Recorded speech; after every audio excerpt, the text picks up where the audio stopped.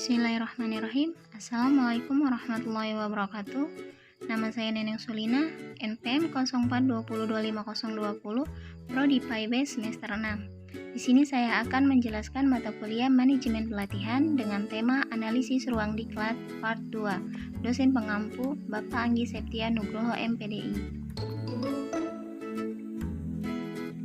Dalam konteks pelatihan atau diklat, analisis ruangan sangat penting untuk menentukan bagaimana pengajaran akan disampaikan dan diterima oleh peserta.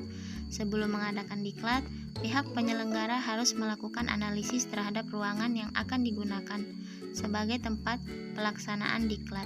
Dan analisis ini dilakukan untuk memastikan bahwa ruangan sudah memenuhi kebutuhan diklat. Untuk pengelolaan ruang diklat itu sendiri, yaitu yang pertama perencanaan. Pada tahap ini, penentuan suatu tempat pelaksanaan diklat biasanya lebih dipengaruhi oleh tujuan, sifat, waktu pelaksanaan, dan anggaran diklat. Tujuan diselenggarakannya diklat sangat berpengaruh pada penentuan di mana diklat akan diselenggarakan.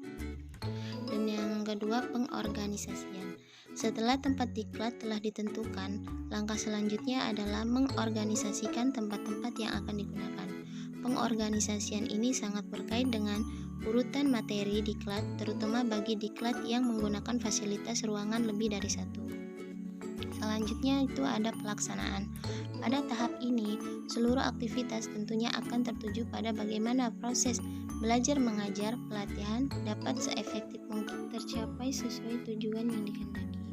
Untuk itu, koordinasi antara penanggung jawab, tempat, si perlengkapan atau sarana prasarana dengan si acara atau materi itu sendiri sangat berpengaruh.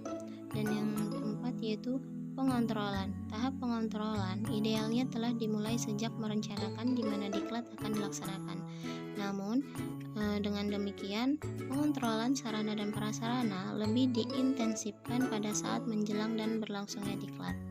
Untuk evaluasi sendiri yaitu pada pasca kegiatan diklat juga berguna untuk menilai apakah tempat diklat yang telah digunakan akan dipakai lagi pada waktu mendatang. Dalam pengelolaan ruang diklat, ada beberapa hal yang perlu diperhatikan, diantaranya yaitu kebersihan, fasilitas yang lengkap, keamanan, pencahayaan, pengaturan suara, penanganan masalah yang tidak diinginkan, kapasitas ruangan, lokasi, waktu pelaksanaan, dan biaya yang akan digunakan. Adapun kriteria ruang diklat, menurut Sugiono, ada 4 kriteria yang harus dipenuhi sebuah ruang diklat.